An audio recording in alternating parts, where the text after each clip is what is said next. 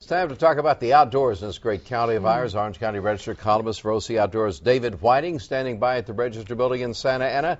David, I went to an event Friday night, and I asked where some of these law enforcement folks were, and they said they're Vegas to Baker. Tell us what this, Baker to Vegas, what is this? It's an amazing race, and it was on Saturday, as a matter of fact, and they were probably already on their way out there because, man, when that gun went off on Saturday, they had to hit the ground running immediately.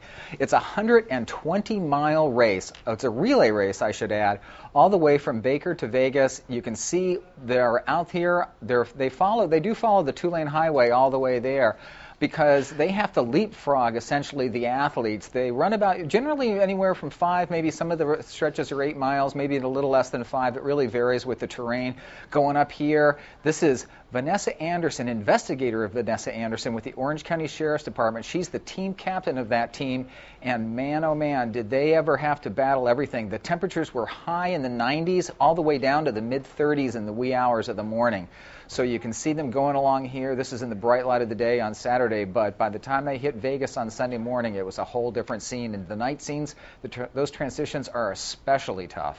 Well, talk a bit about this particular group in the Orange County Sheriff's Department, these women. It's an amazing group of women. They have 24 women, 4 alternates, 20 runners are allowed on the course. There's 20 legs, of course. And they didn't even exist until 2002. Last year, they came in kind of right behind the leaders, but they had an injury and weren't able to clinch the race. This year, they had an amazing inspiration. Very sad, though. There are 3 days before the event, just last Tuesday, retired Lieutenant Daryl Guy Ponzi died while he was running in Peters Canyon. Apparently, he just collapsed. Might have been a heart attack, still being looked into. Nothing too sinister, though, apparently. Anyway, though, a real tragedy, because this fellow had retired, and he was doing this on his own time. He also happens to coach cross-country and track at Orange Lutheran High. He was going to do part of this run himself. He was also going to help coach. Didn't happen. Vanessa stepped up to the plate, coached the team, figured out the strategy, and they actually managed to win. So it was a really terrific day. Well, how did it actually affect their performance? Well, that's the thing, because I think most folks would have figured, wow, you know, they've lost their coach. Their strategy is up in the air. What are they going to do? They dug really deep, and essentially, Guy Ponzi very much was with them during that race. They reached out to him many times, both through prayers and in their thoughts while they were running.